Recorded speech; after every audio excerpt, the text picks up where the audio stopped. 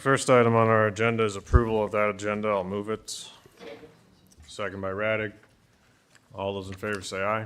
Aye. Opposed say nay. Passes 5-0. Items 2 through 6 constitute a consent agenda of routine action items to be considered by one motion. Items pass unanimously unless a separate vote is requested by a board member. Item 2 is approval of the minutes of the March 26th meeting and approval of the minutes of the March 26th special meeting. That was a budget meeting. Item 3 is approval of the claims. Item 4 from Human Resources is approval of memorandum of personnel transactions for A, and B is authorize the chairman to sign the collective bargaining agreement with the Communications Workers of America, Secondary Roads, for the 3-year term of 2024 to 2027. Item 5 from Secondary Roads is to approve the underground utility permit for FAR Technologies and to direct the chair to sign the permit. And item 6 from Planning and Zoning, Mr. Priestley. This is a set of 3 items, A, B, and C. A is approval to schedule April 23rd at 4:40 p.m., April 30th at 4:40 p.m., and May 7th at 4:40 p.m. for 3 public hearings for the consideration of zoning ordinance text amendments to Section 5.03 Floodplain Management Ordinance in the Woodbury County Zoning Ordinance. And B, approval to schedule April 23rd at 4:42 p.m., April 30th at 4:42 p.m., and May 7th at 4:42 p.m. for 3 public hearings for the consideration of the draft Woodbury County Comprehensive Plan 2040. And C, approval to schedule April 23rd at 4:45 p.m., April 30th at 4:50 p.m., and May 7th at 4:45 p.m. for 3 public hearings for the consideration of zoning ordinance text amendments to address the regulations for utility-scale solar energy systems, conditional use in the general industrial zoning district. The reason for these being consecutive is efficiency, and obviously the Zoning Commission has been busy working on these recommendations, which the board is well aware of. Does anyone have any questions on these public hearings specifically? The calendar seems to work for everyone involved and everyone that's put in work at this point, so appreciate that. I'll move the consent agenda. Second. Second by Nelson. Hearing no discussion. All in favor say aye. Aye. Opposed say nay. Passes 5-0. Item 7 from Secondary Roads, County Engineer Mark Nera, is to award the quotation for 2024 culvert purchase to Metal Culverts Incorporated for $105,657.80.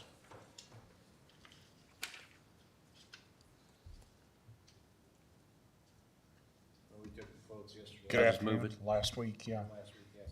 There were no mathematic errors, and we recommend award of the quotes to Metal Culverts Incorporated. So I'll just go ahead and move that. I'll second the motion by Raddick. Hearing no questions. All those in favor say aye. Aye. Opposed say nay. Passes 5-0. Thank you. Item 8 from Human Resources, Director Melissa Thomas, is approval to utilize the services of Elizabeth Ford and Sarah Harris as medical examiner investigators. We've worked on this over the last couple weeks. You want to explain, why this is, somewhat generically put on the agenda right now? Sure. Melissa Thomas, Human Resources Director.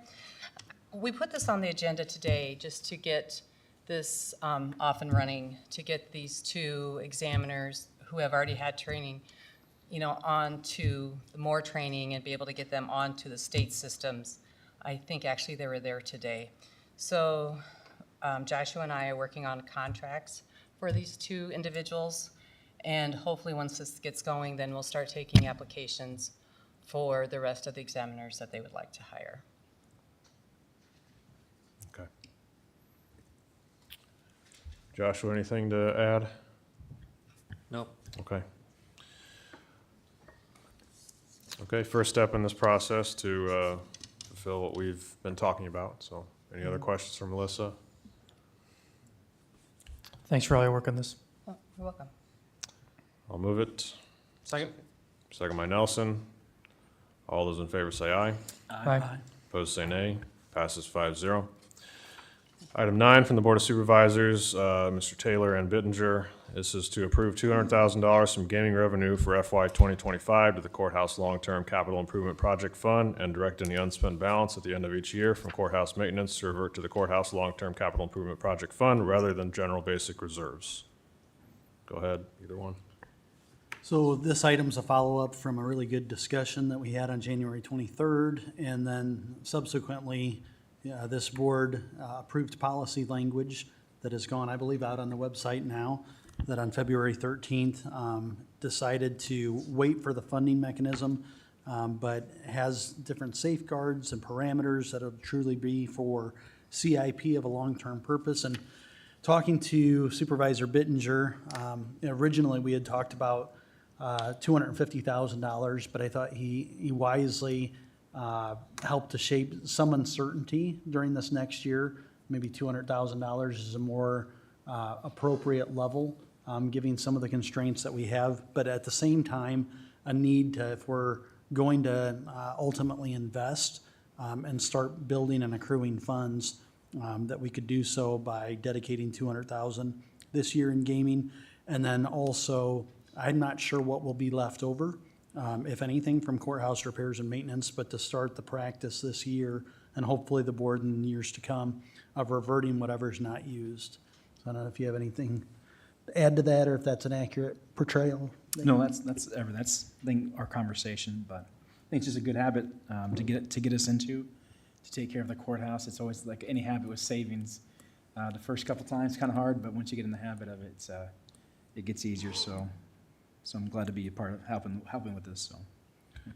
And we did run this past our budget analyst, and I believe, Dennis, you said roughly $500,000 is left unallocated or unspent. Is Yeah, that right now we have 451,037, so we will have 251,037. And that's an estimate because depending on how much we spend this year. So we'll still have 250,000 left unallocated. And then, of course, there's approximately $10,000 from the remaining balance after the courthouse foundation fund is wound down. But those are all funds that hopefully in 10 years' time can be used or longer for something of substance.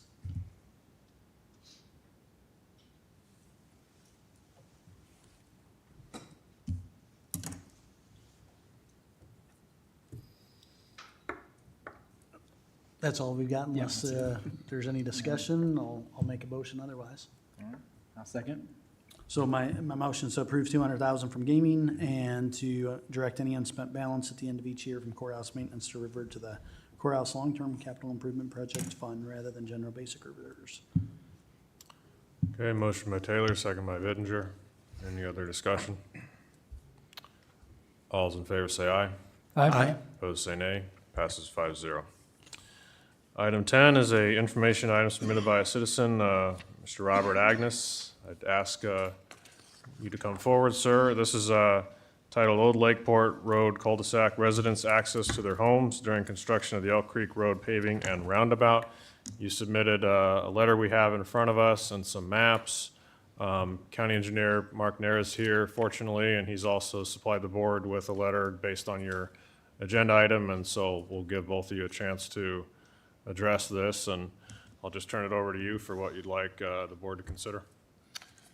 Yeah, my name is Robert Agnes. I reside at 4215 Old Lakeport Road, which is at the entrance to the cul-de-sac of Old Lakeport Road. I've lived there for nearly 43 years and a member of the Woodbury County.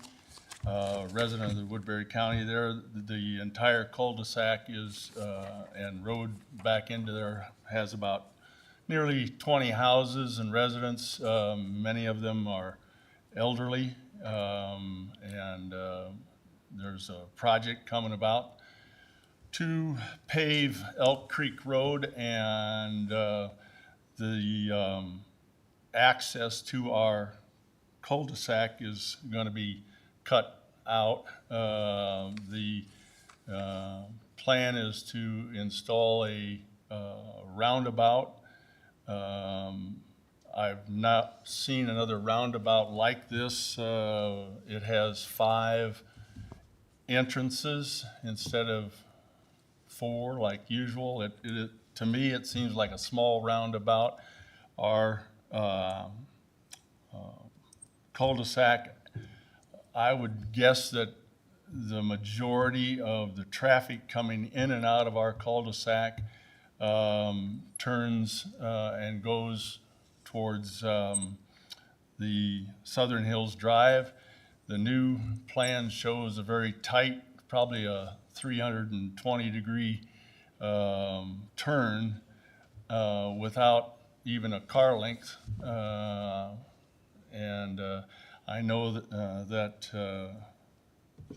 everyone I've talked to in our area, all our neighbors and people who come through this area that live close by, none of them have given a positive note or anything towards this cul-de-sac, towards this roundabout idea. The engineers and city had a meeting in February. I was unable to attend, out of town, but I've been talking with them since November about some of the problems.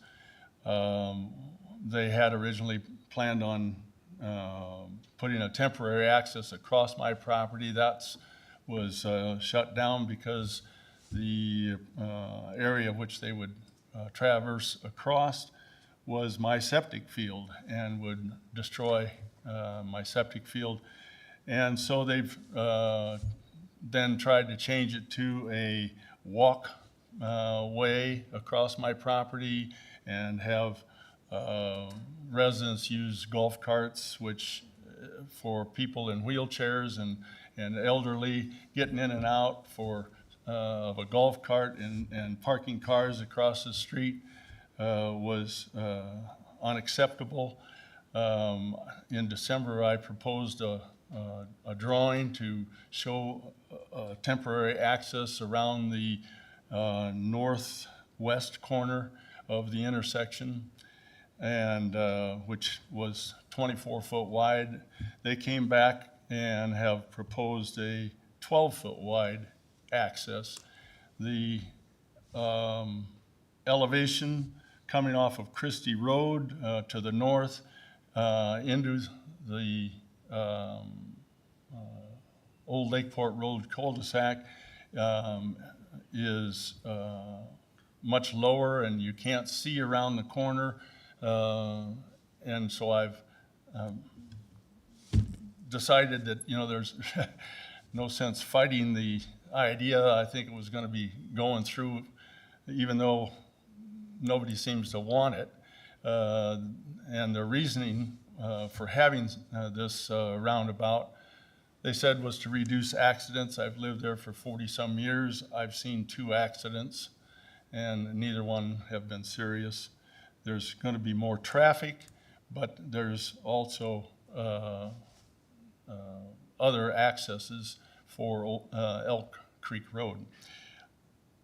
To resolve some of the problems, I'm just asking at this point if they could widen the road so that we could get 2 cars by the temporary access rather than having cars at one end or the other stopped or back up because of not being able to get 2 cars to pass.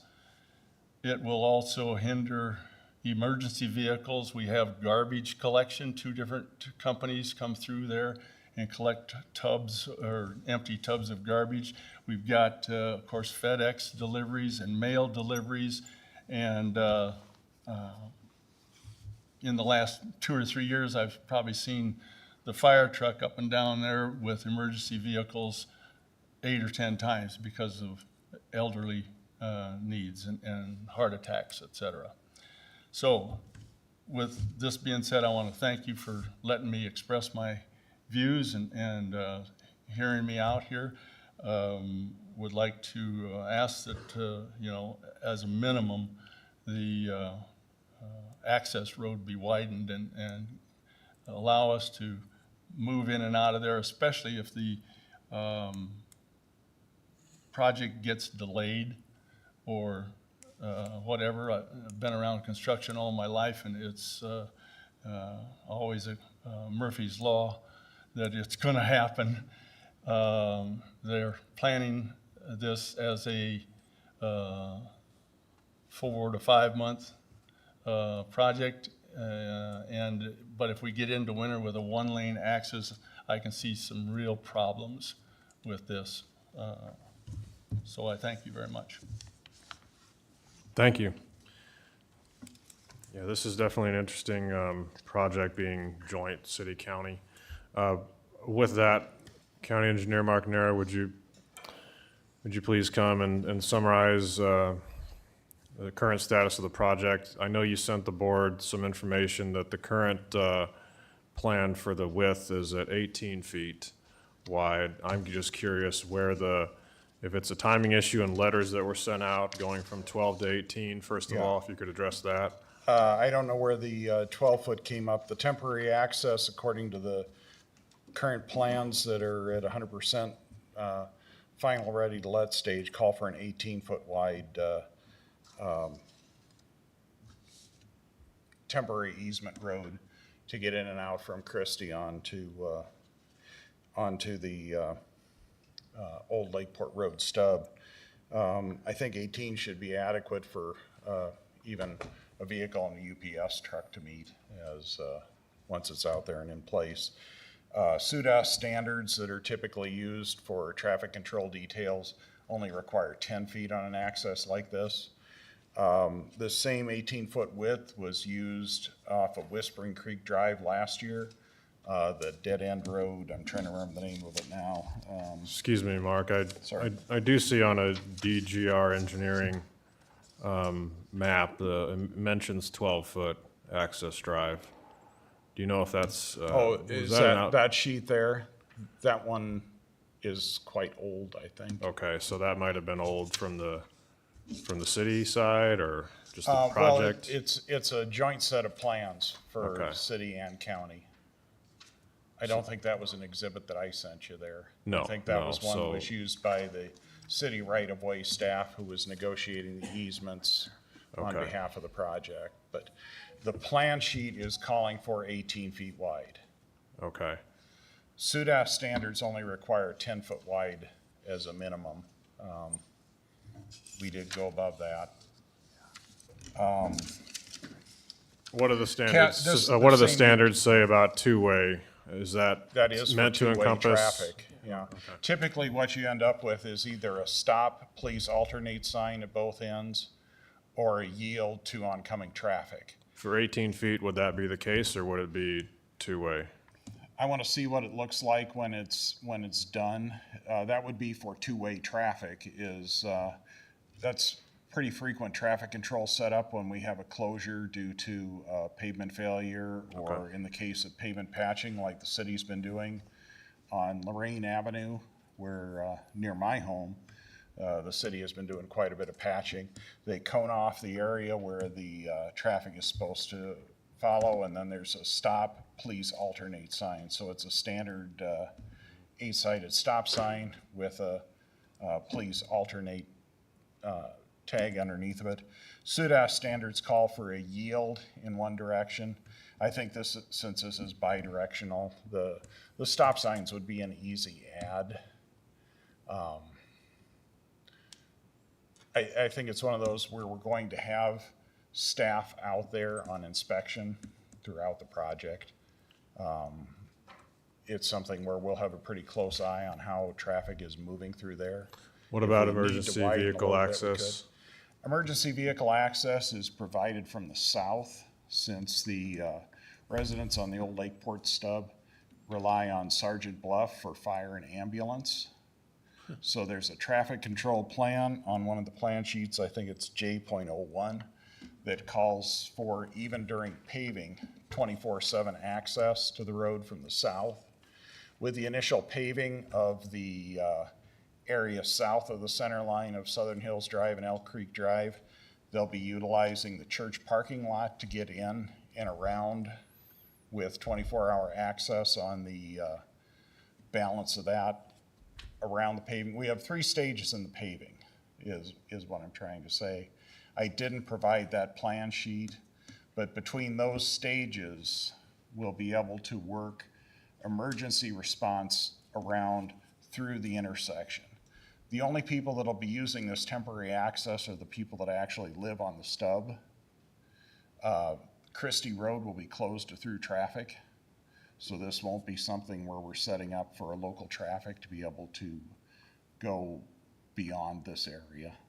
Is that the same thing? Is that the same thing for garbage? They'd have to come in from the north as well, deliveries would as well. Okay. It'll be signed road closed to through traffic, local traffic only, which covers them.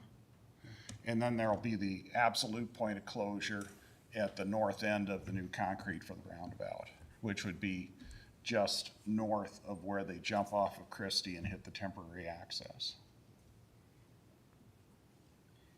It's hard for me to envision, Mark. I'm thinking about elevation here, which seems like it's high and then low and then high again. Is that accurate based on this? That's accurate, but the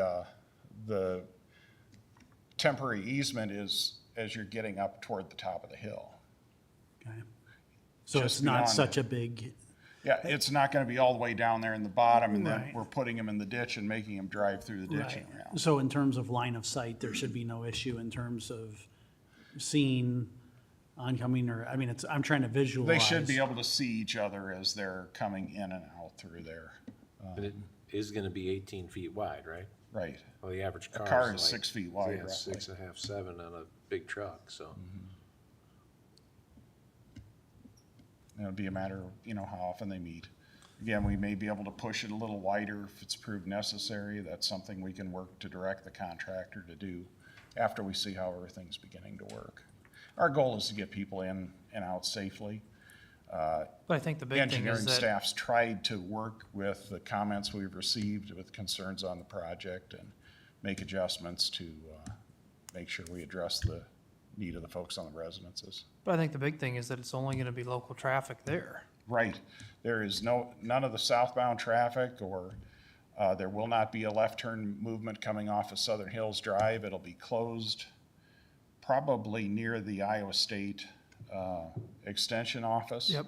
I think that's the farthest east driveway. Well, perhaps there is a church driveway. I think there is. So it would be, if there's a church driveway, it would be closed just inside of that. Yeah. The only pavement removal would be what's shown there as the shaded area on that diagram you're currently looking at up top. But again, it is wider than 12. The current design calls for 18.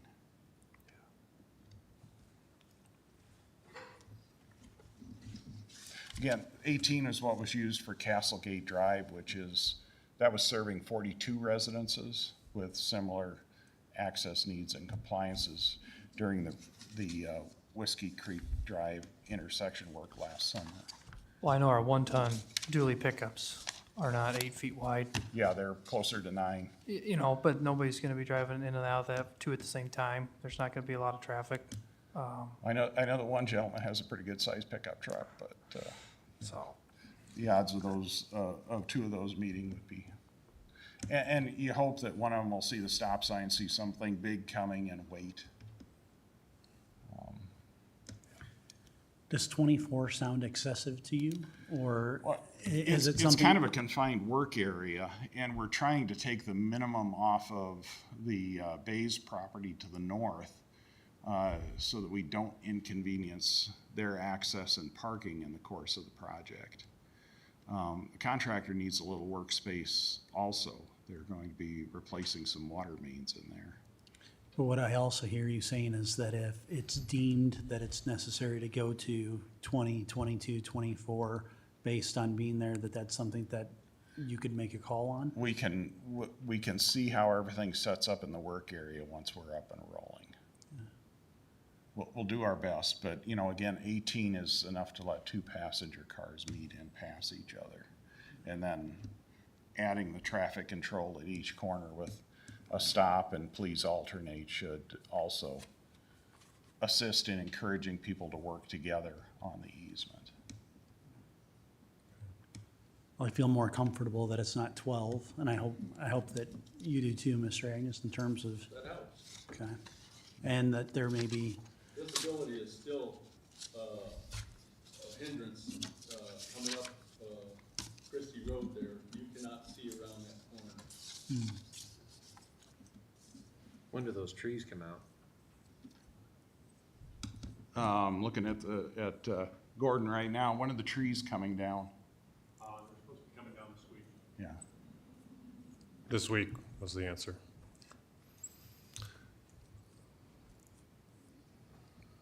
Any other questions for Mark? Mr. Agnes, do you have any questions based on what you've heard? Clarifying questions? I guess not. There's, like I said, we didn't anticipate putting a stick in the spokes here. We're just trying to ease up on the congestion.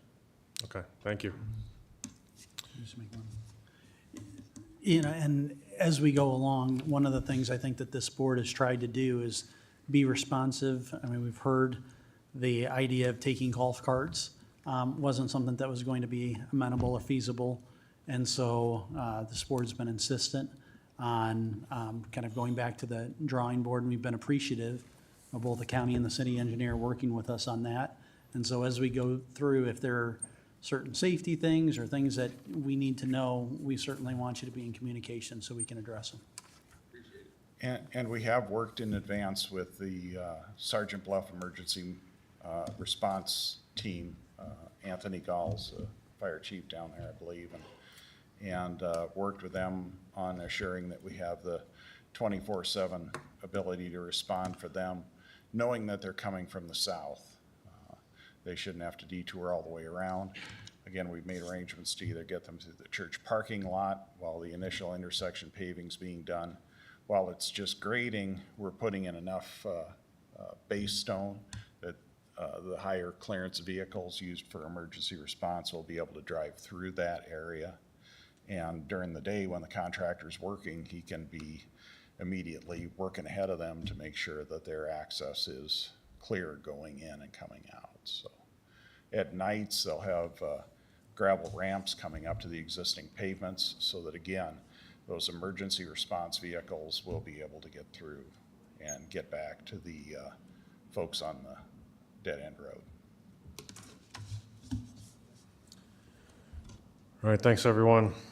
Move on to item 11, reports on committee meetings. I have been hard at work on emergency services since Mr. Mitchell resigned, and we are currently searching for our new director. I was down at Climbing Hill at the Emergency Services building for quite some time last week. I've met with our interim director for quite some time. I've been out to 6 of our community volunteer fire departments so far. I've got another 2 that I think I'll get to before we end up hiring somebody. We've got a great slew of applicants, and so I think that we've got some great candidates that we're going to interview potentially already next week. But it's been great to talk about the future of that department, the issues that we've had, changes that we'd like to implement, those sort of things. And I've been thankful to be able to pick a lot of people's brains the last 2-3 weeks. It's really great to see all the communities that interface with that department. We've got some communities that are really struggling to have paramedics and EMTs, and so they desperately want this department to be successful, and I want it to be successful as well, living in 2 of those fire districts that are in desperate need of volunteers. So in the coming weeks, hopefully we can find somebody really good to take over at the helm, and I've got a few ideas that I'd like to implement that I've been talking to Chairman Ung about, that we can maybe change some things with our communities and give some support. So, thank you. So we had our conference board earlier today. Dan and I were there, as well as Craig from Plymouth, representing the county. We had quite a bit of discussion on, relatively routine items. There was the public hearing on the budget, which we had already approved the budget, but this was the public hearing. We had an interview from an individual to be on their, board review. What was his name again? Bob Ritter or something? rental. So lots of experience in appraisal of property in the private sector. Probably be a great fit, so he was approved. Yep. There was another individual that had been on there for 20 years that did not make it for an interview, and one of the members of the school board brought up concerns of reappointing that person and wanted us to maybe take some time to interview more. So we kind of gave him another 2-week deadline to apply, and in the 3 weeks from now, have another meeting to determine, because that board of review starts its work May 1st. So it gives them a week after getting appointed to get acquainted with their job responsibilities if we appoint somebody new. So that was the conference board. Dan, did you have anything else on that? Trying to think, I think you covered it all. But yeah, pretty routine items this time. I had 3 others. They were all kind of close to the same time. I was able to make the SRTPA, SRTPA planning. We did allocate 1.6 million. It was about 61% of a project cost. It was the recommendation of the TAC committee for hot mix asphalt resurfacing project that was old 141, right? And then, so Holly Springs to Smithland, for the record. One other piece of information that came up in that meeting is newly elected city council in another city decided it did not want its trail funding. So one of the trails that was in our, it's called TAP funding, Transportation Alternative Programming. So one of those trails that was the only applicant this year got a little more than it requested. But I think your conservation and who else? You? Maybe it'd be a good idea to take it back to the conservation board that if they're anticipating any trail building, now might be the time to ask. I know county conservation typically hasn't asked for TAP funds, and if we have any cities, of course, we could bring it up in a lot, and when we're out there, there's funds available. I don't know what the dollar amount is, but I want to say it was about 230, 250 that the community that chose to not pursue its trail returned back to the TAP funds. The meeting I was not able to attend was for MERD, but that was just announcing the community grants. 50,000 in grants for community events throughout Woodbury County. Really great to see a lot of small events on the scale of things, but big for the communities because it went out to Danbury, went to Mobile, went to all the small towns here in Woodbury County. Yep, a lot of events were funded and awarded. The reason I was not at that one is it was the same exact time as CERTS, where I'm the chair and can't really just walk away from. Very busy meeting for us there. One thing that was good information, pre-COVID numbers were about 160,000, and we're back at least to 125,000 ridership. With the completion of the building, we started a bunch of contracts. One thing was landscaping. We had an allowance for landscaping, so that'll get done. We'll get some grass out there. Vehicle lift in the shop was purchased. Snow plow for the vehicle to clear snow. Floor scrubber, pest control. A big thing that we put forward was a facilities maintenance plan for that facility, obviously, to maintain it and keep it in top shape. A bus wash that we had discussed, I mean, you guys might not remember because it was maybe pre you guys, but we had taken the bus wash out of the bid because it was supposed to be a $7 million building and the bids came in for like 12 million. So we put it down to 10. County acted as a pass-through, as a loan for them to be able to complete that. The bus wash was gonna be bid out at 300,000. They had a grant for 100% funding at 300,000. Well, the bid came in at 575.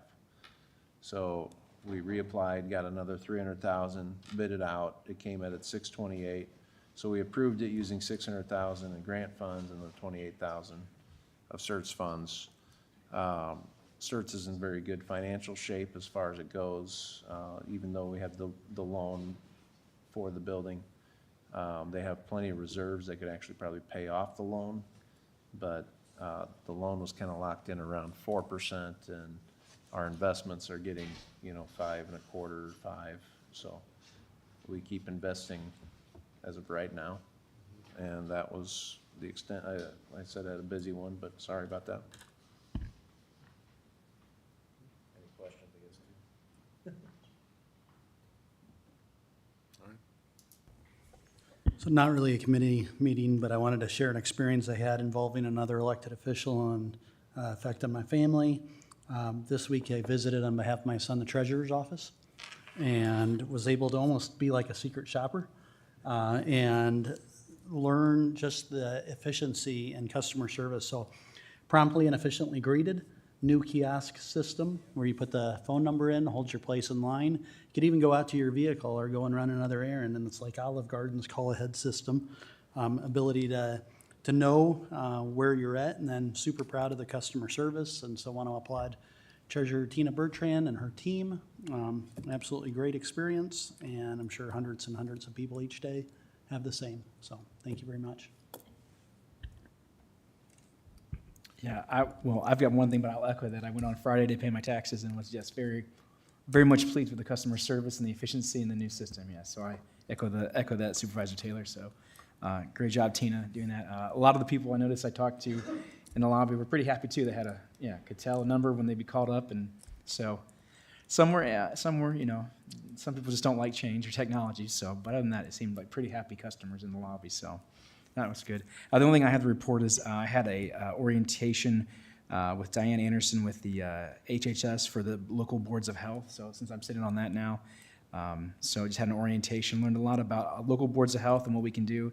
And one thing I bring back to report is that Woodbury County and our Siouxland Health has a very good name in the state and reputation. And Kevin has done an excellent job representing the local board of health, Woodbury County. And so just letting you guys know, we have a good reputation and a solid system from what the state sees here locally. We have a solid local board of health and systems in place. So that was just some things I learned and just stats, and that we're in a very healthy position for the size of our community. We have to have a local board of health and its strength. So that's all that I have to report. Yeah, I'm old enough to remember when the board's prior budget actions, we were told by some people, would hinder public health. So it's interesting to hear you say it's actually doing okay. Yep. Hearing no other reports on committee meetings. 12 is citizen concerns. Mr. Chair, while he's Yes. approaching, if I may. Oh. Last week, we had a citizen request for some of the budget dollar amounts for the differences, and I did send an email out to just a couple of people and this individual that the payroll budget increased by 4.05%, and that would include all the benefits, step raises, contract considerations of a total of $1,386,082. Okay, thank you for responding in short order. Mr. Citizen / County Engineer. Yeah. I thought about this after I got back to my seat, just to give the board a visual image of 18-foot wide traveled way. That's what we have on Correctionville Road right now. Okay. Those are 2 9-foot lanes on that road, so it's my hope it'll be adequate for traffic. Big thing I came to inform the board of is that work has started in earnest on our grant application for the infra and rural grants.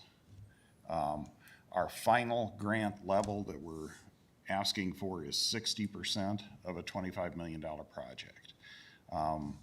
That's the maximum funding from infra, and it's being asked for the same amount on both. The $2 million that we're getting in federal aid from the MPO is separate from that, so we're probably gonna come in somewhere around 64%. with our ask for federal aid on the project. I may be needing the chair's help with getting a letter of support for the local financing of the project. We may have to get all that very quickly. The applications are due May 6th, so it was good that the board had the foresight to bring on a consultant early. Almost as fast as we had our first discussion meeting in the middle of March, we found out the notice of funding opportunity was coming out the last week of March. And then the bigger surprise is they shortened the period from 60 days to about 35 days to get everything in place. So we're moving pretty quickly. We've already got 6 letters of support from local representatives, companies that are assisting us with providing those, which are an essential part of the grant application. And I've got several affirmative responses that other companies will be participating with that as well. I just wanted the chair to be aware that some of these will be on kind of short notice when, as we get them ready to go. Have Feenstra, Ernst, and Grassley all been asked to provide letters? I've contacted all 3. I got a response from Congressman Feenstra's local assistant. I have to have some discussions with him. I don't think he understands that we know who the grant's being submitted to. It needs to be addressed to Secretary Buttigieg. I think he missed that when he looked at the sample letter, so I'm gonna try and get that explained to him, because he was saying they would send the letter after the grant application had been put in. It needs to be a part of that, so I'm gonna try and get that clarified with him. Some of our local senators and House members have already provided letters of support. Bob Henderson and Senator Alonz were both very quick to respond to the request. And Debbie Durham, as well as Department of Economic Development. Director Marler from DOT already has turned back a letter. I'm meeting with the railroad on Friday to discuss getting their support as well. And I don't think the railroad's public relations staff and their engineering staff are necessarily working in close conjunction right now, because the public relations people aren't aware that we've got a design in place for the crossing with lights and flashers. It will have a traffic light on it that will have preemption so that we can clear any traffic coming off the interchange before a train occupies that intersection. So we already have some preliminary approvals from their engineering side, but we got to get public works up to speed on, or public relations up to speed on that, and see if we can't gain their support. Thank you. Thank you. Seeing no other citizen concerns. Last item 13 is board concerns. Any board concerns? That would equal 68%. Sorry? The math, this 15 million plus 2 million be 68%. 15 million plus 2 million. Yep, 68%. A little Okay. higher. I just have one, Mr. Chair. I might just share. Thanks, Keith. It's Keith's fault. The project is actually cheaper than what we anticipated. We were looking closer to 29 to 30 million. The bridge foundation analysis came in with a much less expensive, it's a conventional bridge that we're putting in. The soils in the area were much better than the soils down at Salix. We weren't sure at the time whether we'd have a bridge that would look more like Port Neal or Salix.